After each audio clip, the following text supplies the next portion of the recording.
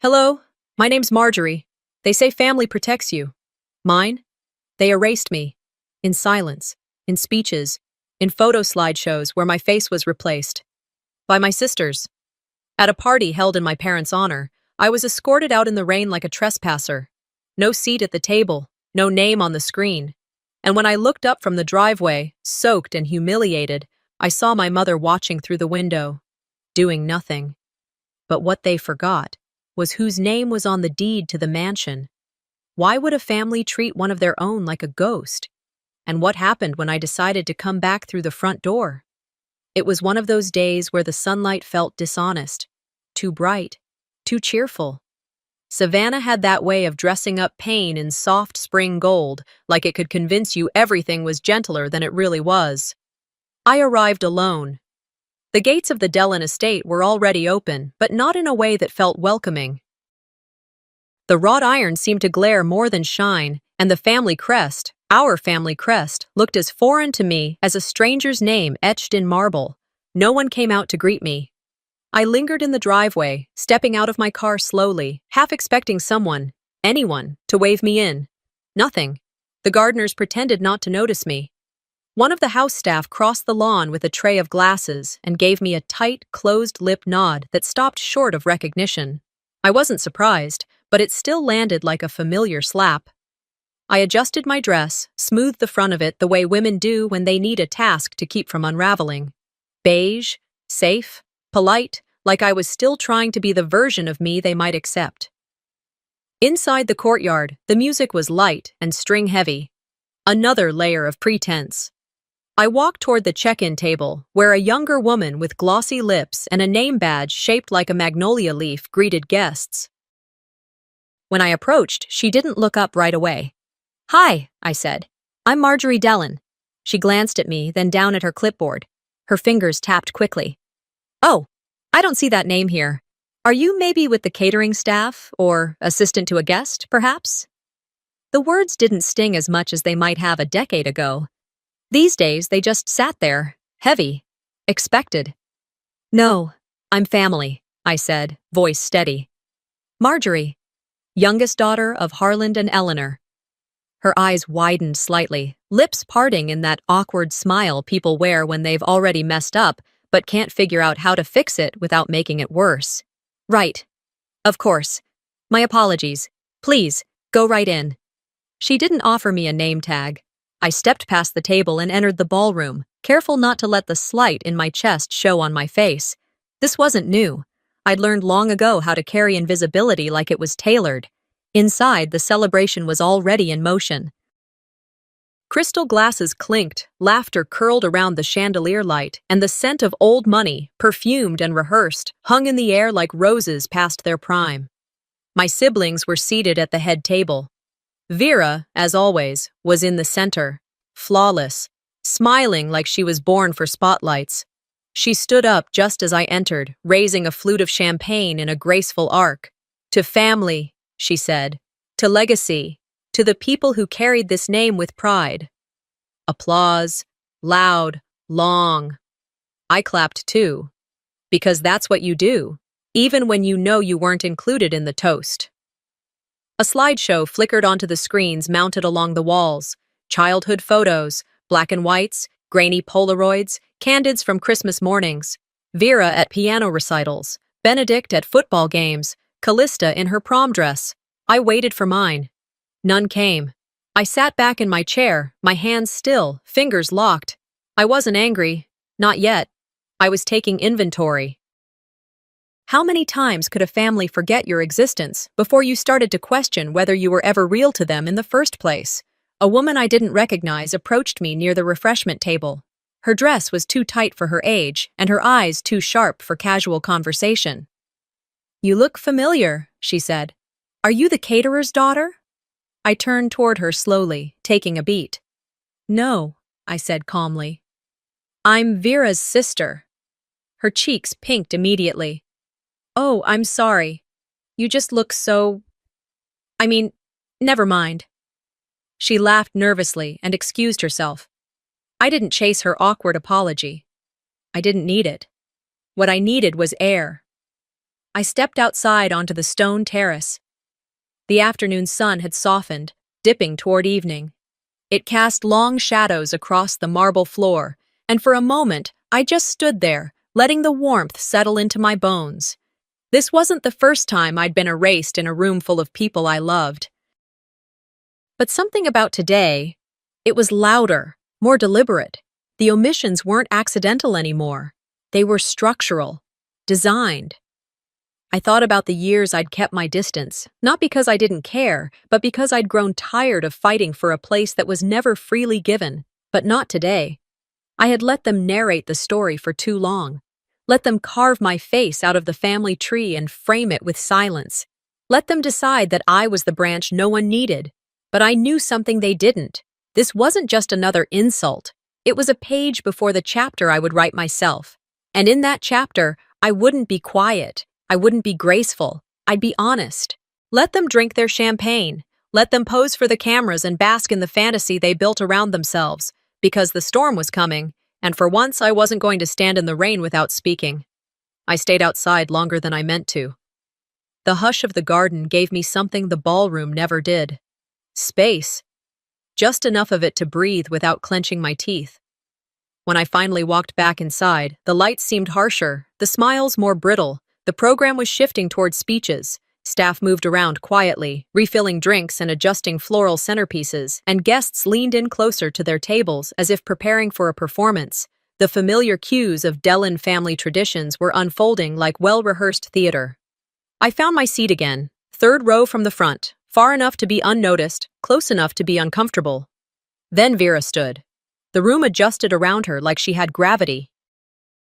My sister was made for rooms like this. Her voice practiced, her posture perfect. She took the mic like it was born in her hand. "Thank you all for being here today," she began, tone warm but clipped. "It's no small thing to gather in celebration of legacy, of what's been built, what's been sacrificed." She glanced toward Benedict and Callista. Her eyes skimmed past me without a pause. As the eldest daughter, I've had the privilege of watching our family grow and evolve, of stepping in where needed, of holding things together when times got uncertain. There it was. A few heads nodded around me, a couple of soft mm-hms from the cousins' table. "Some of us," she continued, "have carried more than others. That's the nature of families, isn't it? We all play our parts. Some stay, some float in and out." And there it was again, sharper this time, the floating one, the absent one, the not quite Dellon daughter. Polite laughter followed. A few eyes flicked toward me, then quickly away. I didn't move. My hands stayed folded in my lap, but my fingertips dug crescents into my palms. If I bled, I wanted it to be private. When the applause died down, a soft clinking drew attention to the screen behind Vera. The first slide of a photo montage faded in.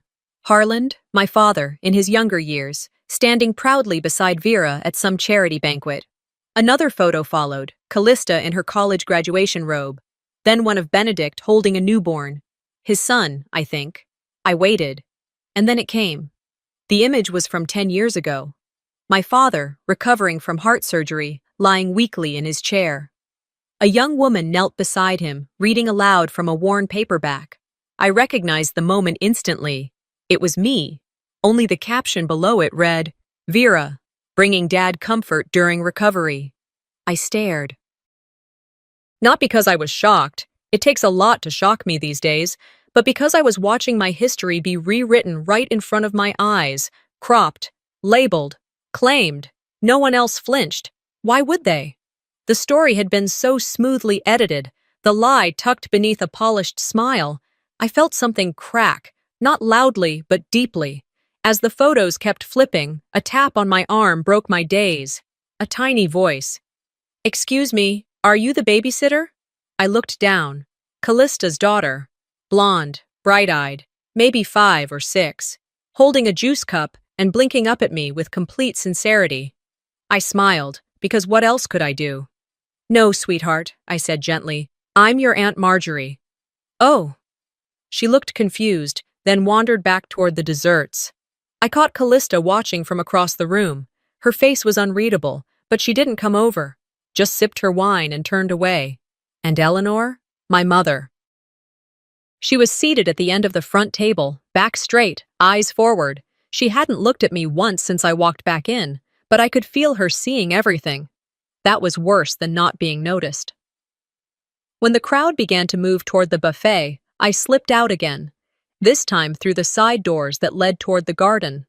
My heels clicked lightly against the stone path. The light was fading now, the early evening casting long shadows across the hydrangeas. I sat on a low bench beneath an arch of wisteria.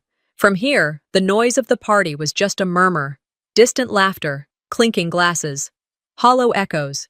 In the quiet, my mind drifted to Christmases where only 3 stockings were hung on the mantel, though there were 4 kids, to family newsletters that never mentioned what city I lived in, even when they listed everyone else's zip code, to the framed photos on the hallway wall, each sibling in chronological order, except for me.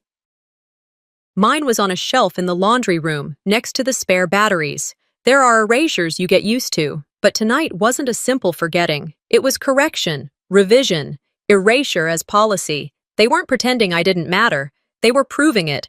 I don't know how long I sat there, but eventually I heard the shuffle of feet, the rustle of silk dresses passing behind me. The buffet must have opened. I stood, straightened my shoulders, and walked back toward the house. I didn't go back to my seat. Instead, I walked along the edge of the room, unnoticed, until I found the nearest exit. A small hallway led to the coat check. I didn't need my coat, but the solitude gave me a moment to collect my breath. I pulled out my phone. No messages, no missed calls, except one text. Oswald. You okay? I stared at it. He always knew when to ask, and he never pushed, never made me explain what I wasn't ready to say. I typed back. All good, just a lot of Dylan energy. Then I deleted it. Instead, I locked the screen and put the phone away. They had given their speeches. They'd told their version of the story, and the audience had clapped. But the performance wasn't over. Not yet. The screen still glowed with the mislabeled photo when a soft knock came at my shoulder. Not urgent, almost polite. I turned, expecting another server offering drinks. Instead, it was Uncle Griffin, smiling like we were about to share a secret. Hey, Marjorie, he said, lowering his voice just enough to pretend it was something discreet. Mind stepping into the library for a second? Just a quick thing for the estate records. Real minor stuff. 5 minutes, tops. 5 minutes. That was how all bad ideas started in this family, framed as nothing. No pressure, no fuss, just a signature here, a quick word there, and before you knew it, you were erased with your own pen. Still, I followed him. Not because I trusted him, but because I wanted to see what they were planning now. The library was off the main hallway, tucked between the study and the sunroom. It smelled of old leather and newer lies. I used to read in here as a child, cross-legged under the window, hiding between books when Vera made me cry. Now, the long walnut table was cleared except for a leather-bound folder. Benedict was already seated. Vera leaned against the fireplace, arms folded, one leg crossed elegantly like she was about to deliver a TED Talk.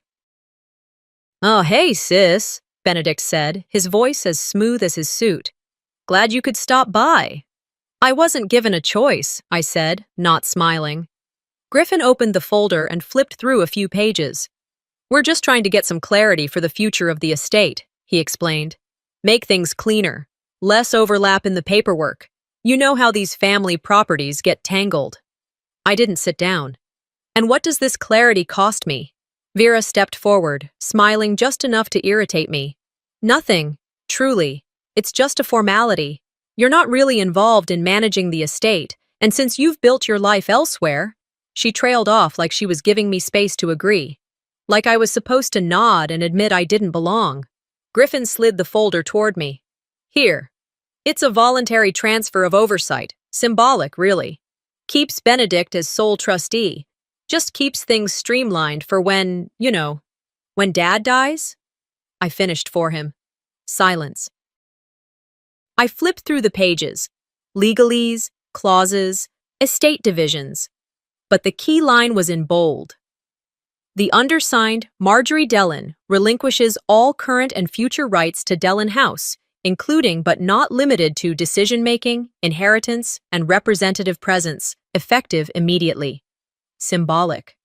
Why now? I asked, still reading. Why today? Benedict shrugged. Everyone's here. Easier to get this done while we're all in one place. It's not pressure, Vera added quickly. Just efficiency. They were so polished, so casual, like it didn't matter, like I should be grateful to be offered a chance to step away cleanly. You've always been a little more independent, Benedict continued, and we thought, maybe this gives you freedom, while we handle the day-to-day stuff here. I looked at him. You mean the legacy? The PR? The chance to be the Dellen hero? His jaw tightened, but he didn't argue. I placed the folder back on the table, closed it gently, and said, no. Griffin blinked. No? No, I repeated. I won't sign it. Vera stepped closer. Marjorie, don't make this difficult. You've always said you didn't want to be involved in the estate. I never said I wanted to be erased. The room went still. Then Benedict exhaled through his nose. Well, all right. No one's forcing anything. Just thought we'd offer. How generous, I said, and walked out without another word. By the time I returned to the ballroom, the mood had shifted again.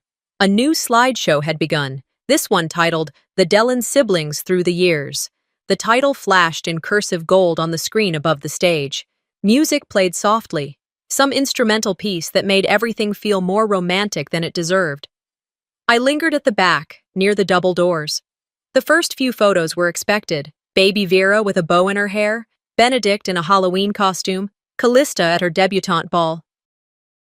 Then came a black and white photo I hadn't seen in years. My father sat in an armchair, his face pale from post-surgery fatigue. A young woman knelt beside him, reading aloud from a paperback, his hand resting on hers. It was me, but the caption read, Vera comforting Dad during recovery. I didn't even flinch this time. The air left my lungs slowly, not from shock, but from recognition. It wasn't just a misprint, it was a replacement. They'd taken my image and given it to someone else. I stayed in the shadows, watching as guests murmured approvingly, touched by the moment. Some even clapped. Another photo slid in. Me again, this time from a family fundraiser, organizing the silent auction table. The caption? Callista's tireless work behind the scenes. They weren't editing me out, they were repurposing me. Vera passed nearby with a glass of wine, pretending not to notice me. But I caught the flick of her eyes toward the screen, then toward me. She knew exactly what she'd done. I didn't stop her. What would have been the point? This wasn't a fight I could win with confrontation. It wasn't about right and wrong, it was about narrative, control. And for years I had let them own the story, but not anymore. I moved quietly to the far wall, away from the crowd, and leaned there, watching my own face fade in and out of their version of our past. My phone buzzed in my clutch. Oswald, you okay? I didn't answer.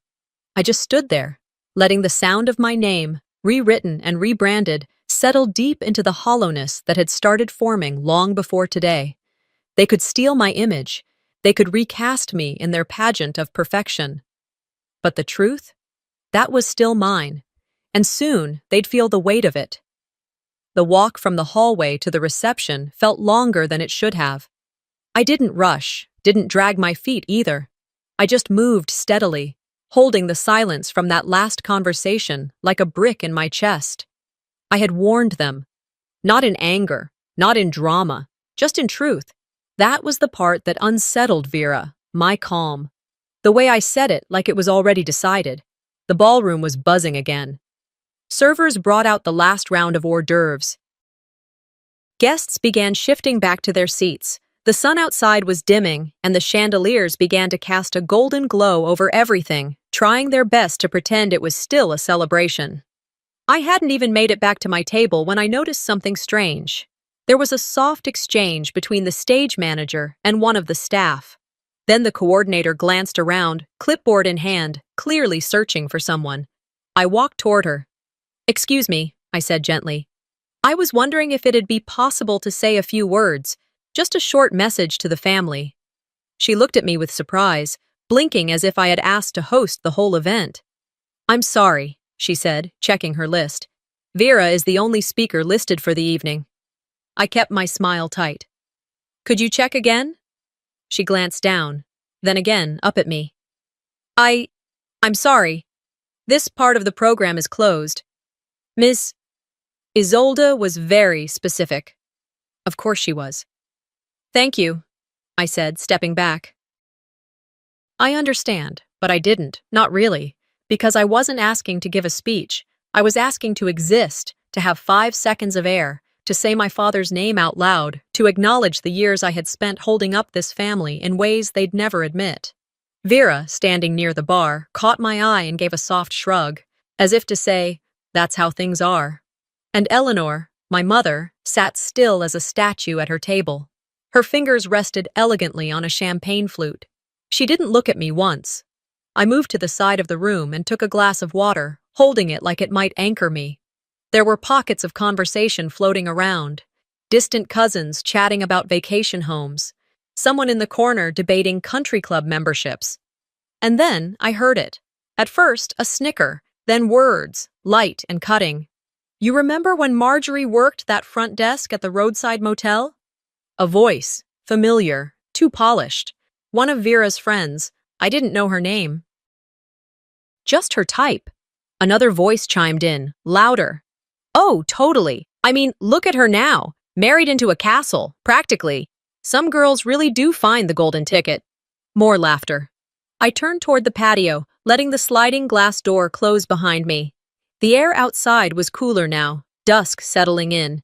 The hedges cast long shadows across the stone tiles. I stood near the edge, looking out at the garden lights flickering to life.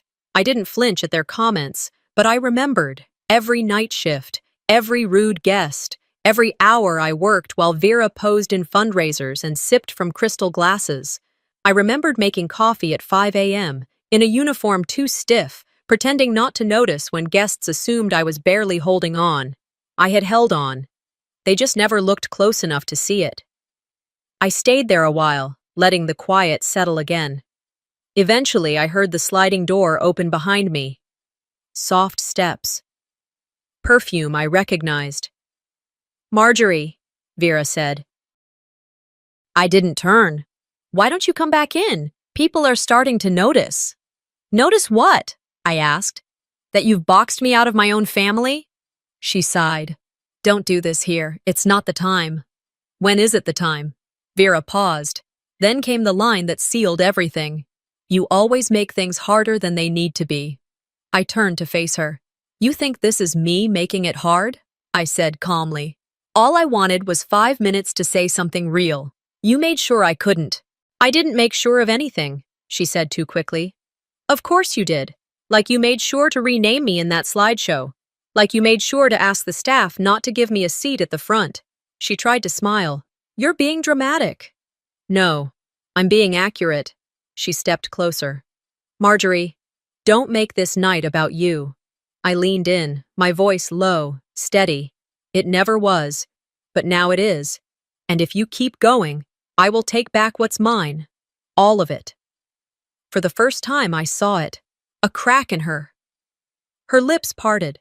She blinked, searching for her usual condescension and not finding it. But I didn't wait for her to speak. I walked past her and back inside, not even bothering to look if she followed.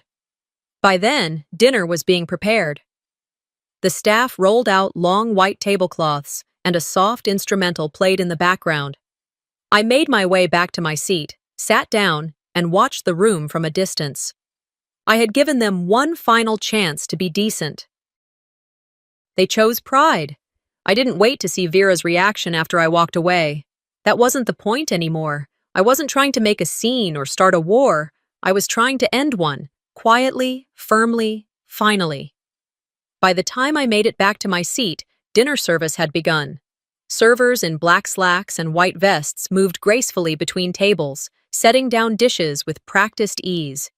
The scent of roasted duck and garlic potatoes filled the ballroom, clashing with the tightness in my chest. Someone behind me whispered a compliment about the floral arrangements. Someone else laughed too loudly at a joke I didn't hear. And then my father stood. The mic picked up the soft rustle of his suit as he adjusted it at the collar. Harlan Dellon was not a man who spoke often in public, and when he did, it was usually brief and practiced, like a closing argument. But tonight, he seemed to linger at the podium, gazing across the room like a man surveying his own legacy. "I want to thank everyone," he began, voice deeper than usual. "Tonight means more than I can say. It's not just about milestones or estates, it's about roots, history. The people who carry your name forward when you're no longer around to do it yourself."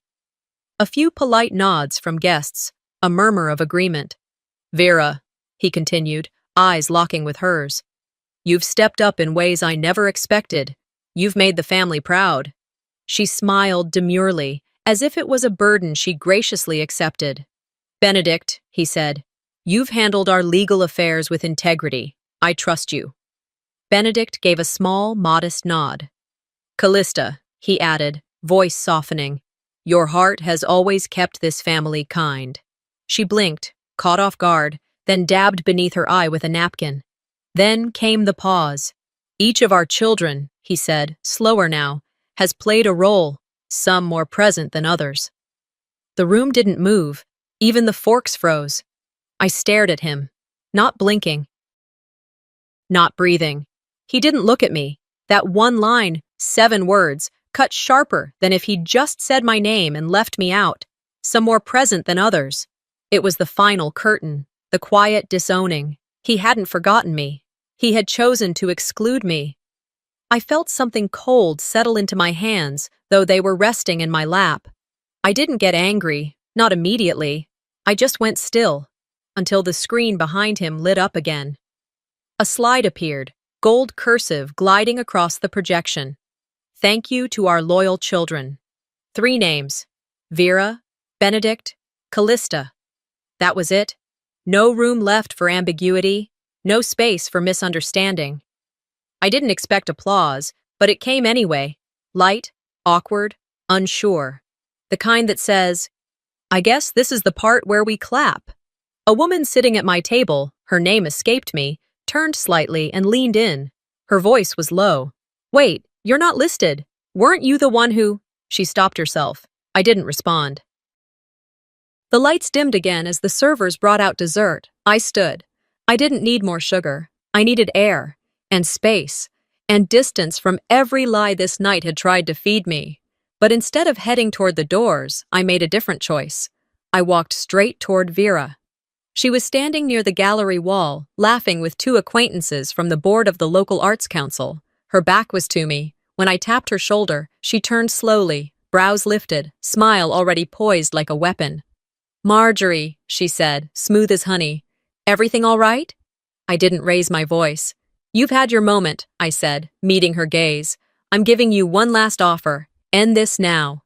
She blinked, momentarily caught off guard, then tilted her head. "And what exactly am I ending?" "The narrative," I said. "This little play you've written, where I'm invisible, forgettable, the one you've performed so well for every guest here." Vera laughed softly. "Marjorie, you're overreacting. No one's trying to—" "I'm not overreacting. I'm responding. There's a difference." Her lips pressed into a line. "You always had a flair for drama," she said, "and you always had a knack for rewriting things that weren't yours." Vera glanced around. A few heads had turned. The conversation had lowered to a murmur. "What could you possibly do?" she asked, voice tight now. "Not much," I said. "Just ruin your entire narrative with a single document." That wiped the smile off her face. I didn't wait for her reply. I turned and walked away, my steps measured, each one louder than the silence that had followed my father's toast. People didn't stop me, but they watched, and I let them. If being quiet had earned me this erasure, maybe it was time they remembered what happened when I stopped being quiet. There's something about being watched through glass that makes a person feel less human, like you're a scene in a play, not someone with blood in their veins. As I stood on the gravel path outside the Dellon estate, soaked to the skin, I looked up at that wide, gleaming second-floor window. Vera stood there, motionless, her wineglass in hand, and beside her, Eleanor, my mother. Neither one moved. I didn't wave, I didn't flinch. I just let the rain do what it came to do. It had started as a drizzle when I stepped out, a soft tapping on my shoulders, a breeze through my hair.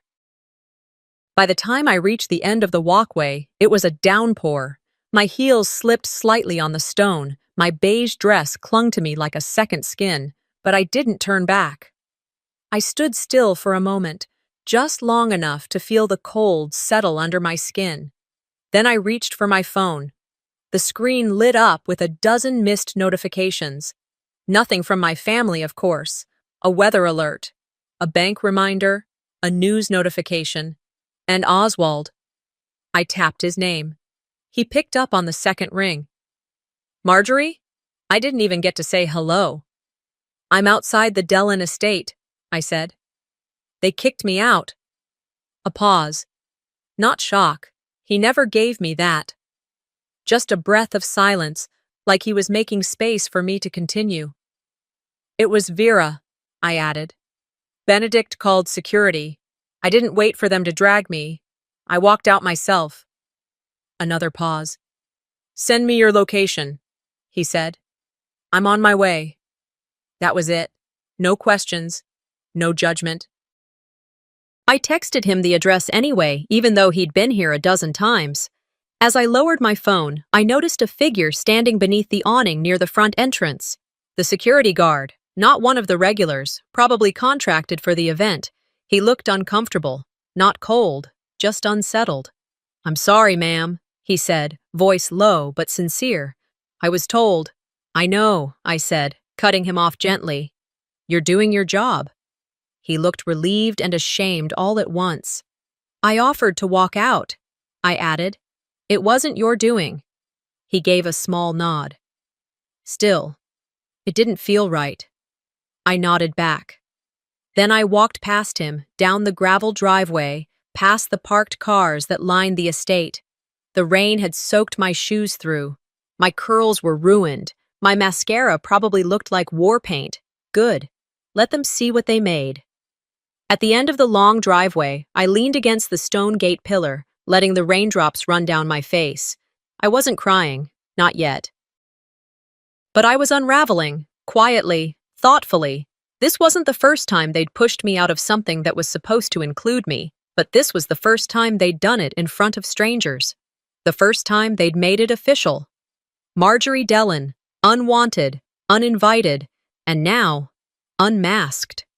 I closed my eyes. The storm was louder now.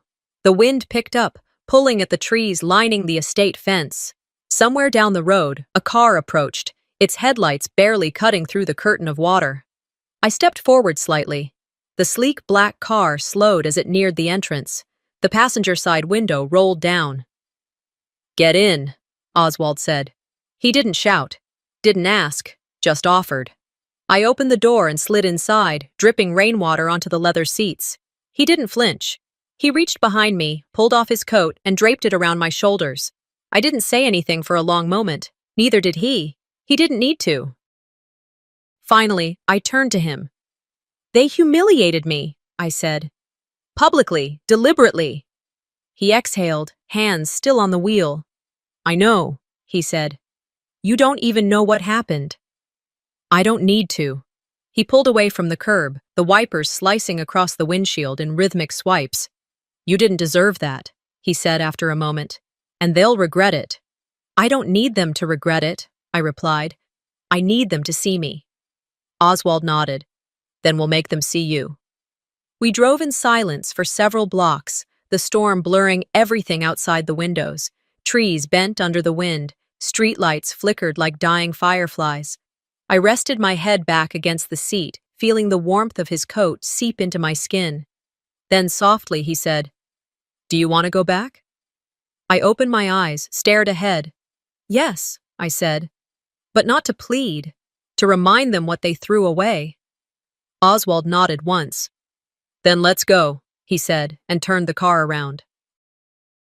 As the mansion reappeared through the storm, my pulse stayed steady. I didn't feel small. I didn't feel ashamed. I felt like something was finally clicking into place. They thought they'd broken me, but they forgot who I married and what I've inherited. The silence inside that ballroom wasn't empty. It was heavy, loaded. A room full of people holding their breath and pretending they weren't. The kind of quiet that wasn't absence, but tension. A pause before the storm shifts direction. I stepped forward slowly, Oswald's coat still draped around my shoulders, damp but warm. His hand had released my arm the moment we passed through the doorway. He didn't guide me. He didn't need to. I knew exactly where I was going, and I knew what I was walking into. The lights hadn't dimmed. The chandeliers still gleamed like nothing had happened. But the air had changed. Conversations froze mid-sentence. Forks hung mid-air. And Vera, God bless her polished instincts, had already turned toward us, one hand frozen around the stem of her champagne glass. It slipped. The stem shattered against the marble floor, the sound sharper than anyone's gasp. A few heads turned. Someone muttered, "Oh no." And then Oswald's voice cut through the room. Calm, cold, clear. "Good evening," he said. "I believe you've forgotten to honor someone important." He stepped aside, and I walked. I didn't rush. I didn't hesitate. I walked like I was supposed to be there, because I was. I walked like I belonged in that room, in that moment, because I did. And every single person in that space, every guest, every cousin, every colleague who'd politely laughed at Vera's revisionist history was about to remember exactly who I was. The click of my heels echoed against the silence. I stopped just short of the main table, a few feet from Vera, who was now frozen, lips parted slightly, still holding the broken base of her glass like a trophy. Eleanor sat beside her, hands folded in her lap. She didn't look at me, but her jaw was tight. I glanced across the room. The slideshow was still paused behind them, mid-transition, my face fading into Callista's on a still frame. Fitting. "I'm not here to make a scene," I said softly, but loud enough for every person to hear. "I'm here to reclaim what's mine." There was no applause, no gasps, just the soft creak of someone adjusting in their chair. Vera finally spoke. Her voice cracked on the first word, but she covered it fast. "Marjorie," she began, with that sickly sweet tone reserved for public embarrassment control. "This isn't the time." "No," I interrupted. "This isn't your time. You've had that. Every curated moment, every fabricated memory, every photo you cropped, captioned, and rebranded." Her mouth opened, closed. "This isn't a fight," I continued. "This is a reminder." I reached into the inner pocket of Oswald's coat and pulled out the envelope I'd prepared weeks ago. I held it up, not dramatically, just visibly, and walked to the event manager's table. "This is a copy of the controlling interest papers for Dellon House," I said, setting it gently down.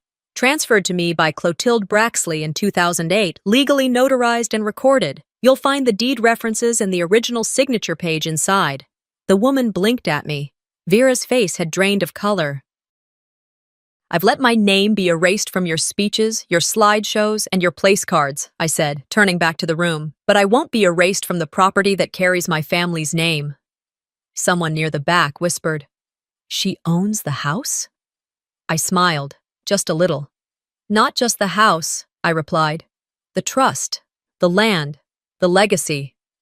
Benedict stood now, trying to regain control of the room. His hands were out, palms down, like he was talking to a jury. "Marjorie," he said, voice even, "let's not turn this into something it doesn't need to be." "This already is what it is," I said. "I've just removed your ability to pretend otherwise." Callista, bless her conflicted heart, looked like she might faint, but she didn't say a word. "I'm not removing anyone," I added. "No one's being evicted, but the rules are changing." "What rules?" Vera snapped. Her mask cracked completely. I turned to her, voice still calm. "The rules that say you can rewrite history and no one will correct you. The rules that say humiliation is a family tradition. The rules that say the quiet sister doesn't get to speak." The silence that followed felt different this time, not empty, charged. And then I walked past them, not away, through. I passed Oswald, who hadn't moved from his spot. He nodded at me, that same steady presence he always was. I slipped my hand into his for a brief second, then I let go. I walked through the crowd, people parting as I passed, some still whispering, others pretending to adjust napkins, and I headed toward the front doors. I wasn't leaving in shame. I was walking into my story. The door that once closed behind me now stayed open. I didn't need anyone to hold it, and for the first time that evening, maybe the first time in decades, I felt seen. Not as the assistant, not as the afterthought, as the rightful woman of that house. I didn't look back when I walked out of the ballroom. I didn't need to. Some moments are so final, they don't require confirmation.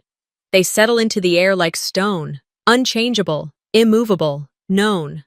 Oswald was waiting just past the entry, not far from the reception table that had once acted like I didn't exist.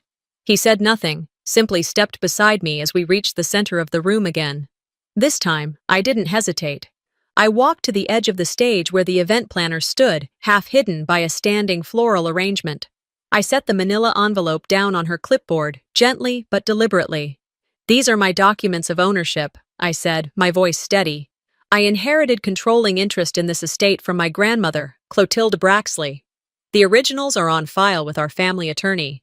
These are the certified copies." Her mouth opened, unsure whether to nod, ask a question, or simply vanish. Behind me, a rustle. Vera had started to move, her voice just beginning to rise in objection. But Oswald stepped forward before she got a word out. He didn't raise his voice. He didn't need to.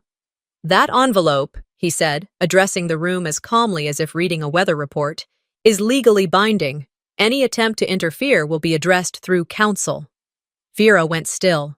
Her hands, clasped around another glass of champagne, trembled just enough for me to see. I turned back to the crowd. I've stayed silent through countless dinners, events, holidays. I've smiled when you laughed at stories rewritten at my expense. I've clapped when I was left out. And I've given this family every opportunity to treat me with dignity. I took a breath. Tonight, I watched my name erased again, this time in front of 100 people. And so, tonight, I'm reclaiming it. I gestured toward the planner, then to the screen still hanging above the stage. There will be no more edited photos, no more slideshows where I'm cropped out, mislabeled, or replaced.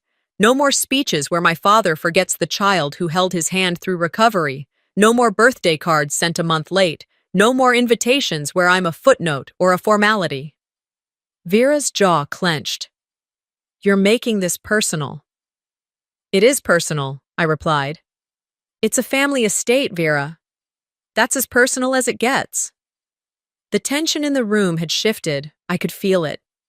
Guests who'd spent decades sipping cocktails and whispering judgments now looked uncertain, uncomfortable. Like maybe, just maybe, they were starting to see something they hadn't allowed themselves to see before. I turned toward the security guard, the same one who had escorted me out just an hour ago. "You were following orders," I said to him. "But next time, I'd suggest thinking about who those orders are protecting." He nodded slowly, then looked down. And with that, I walked down the center aisle of the ballroom and out the main doors. No applause followed, but silence did. That was enough. Outside, the rain had finally stopped. The pavement still shimmered beneath the lights, slick but calming. Oswald followed me to the car, but before we climbed in, a flicker of movement caught my attention. Across the circular drive, a group of people was gathering. Cameras, microphones, flashes, the press. I paused. I hadn't planned for them. One woman stepped forward, someone I recognized from the local morning show. "Marjorie Dellin," she called, walking briskly toward me. "Is it true your sister had you removed from your own family estate?" Vera had leaked it, or someone in the room had. Of course she had. Control the message before the truth lands. I didn't flinch. "Yes," I said plainly. "It's true. Do you have a statement for the public?" I looked directly into the camera lens and spoke without rehearsing. For a long time, I thought silence meant grace, that if I stayed quiet, I was being noble. But there is nothing noble about letting others build their story by tearing down yours. Oswald placed a hand lightly on my back. I turned to him, nodded, then back to the press. "There will be no further comment this evening," I added. "Good night." We climbed into the car, and the crowd parted as the driver pulled away. 2 days later, the headlines were everywhere. Socialite sister ousted from own estate. Dellon family legacy shaken by inheritance revelation. Erased, then reinstated. Marjorie Dellon speaks her truth. I didn't read the articles, not fully, but I saw the fallout. Vera's PR contracts dropped her. Her board seat at the Historical Society was quietly revoked. Her carefully built house of mirrors had shattered in the reflection of one truth. And I did what I always do when things crack open. I created something. I met with a nonprofit that specialized in supporting women estranged from toxic family systems. I listened to their stories. I gave them my own. And when they asked me why I was interested in funding a retreat for survivors, I told them the truth. Because sometimes, family doesn't break you in one moment. It breaks you over time, inch by inch, silence by silence, until you forget you're worth anything at all. So I gave them the estate. Not symbolically, legally. I transferred my inheritance into a foundation bearing my grandmother's name. The same woman who, long before anyone else, saw me for who I really was. A woman worth remembering. A woman who doesn't need to ask permission to exist. 2 years is long enough for pain to settle, not disappear, not fade into nothing, just settle, like sediment in a riverbed, still present but no longer stirring with every step. I moved to Tybee Island 6 months after the estate confrontation. I didn't write letters, I didn't send a group message, I didn't sit across from anyone and ask for permission. I didn't need to explain myself, not anymore. Oswald understood before I said a single word. He looked at me the day after the ruling, saw the way I stood by the window, my fingers wrapped around the edge of the curtain like it might hold me upright, and simply said, "Salt air helps." So I went looking for it. What I found was a pale yellow cottage just a short walk from the waterline. 1 story, wraparound porch that creaked in the wind, shutters the color of sea glass, cracked in places but still hanging on. There were no marble floors, no monogrammed hand towels, no name carved into stone pillars like there had been at the Dellon estate. This house didn't need a name to prove its worth. But in my mind, I named it anyway. Mercy's Edge. The walls inside were painted soft blues and worn whites. Instead of family portraits curated for press photos, I hung thrift store finds and student artwork, canvases with stories still raw in their brushstrokes. Nothing about this house tried to be perfect. And I liked that. I liked that it made no promises it didn't keep. Books lived in stacks by the window ledges, their spines sun-faded and well-loved. Above the kitchen sink, bundles of dried lavender hung from a beam. I stained myself. Each morning, I brewed my coffee with real cream. No more motel coffee stirred with a plastic stick. No more tea handed across polished tables by people who were only nice when others were watching. I taught 2 mornings a week at the local community center, art classes for women trying to start again, divorcees, widows, survivors of 100 unnamed things, women who carried invisible bruises and smiled a little too brightly. And me. We weren't broken. We were just tired of being unseen. Oswald came on weekends. He stayed in the guest room, not because there was distance between us, but because this house was built as a solo shelter, and he respected that. He never asked if he could move in, never tried to fix or organize or smooth things over. He showed up with groceries, made me laugh, and left space for the quiet. When the past came up, he didn't turn away from it. He just let it arrive and sit for a while, like weather. Then it passed. It was on one such evening, just after a spring thunderstorm had rolled through, leaving the windows speckled with rain and the sky streaked with silver, that someone knocked on the front door.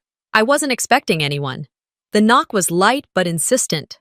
I opened the door to find a young woman standing on the porch, damp at the edges, hair sticking slightly to her forehead. She looked no older than 20, maybe younger.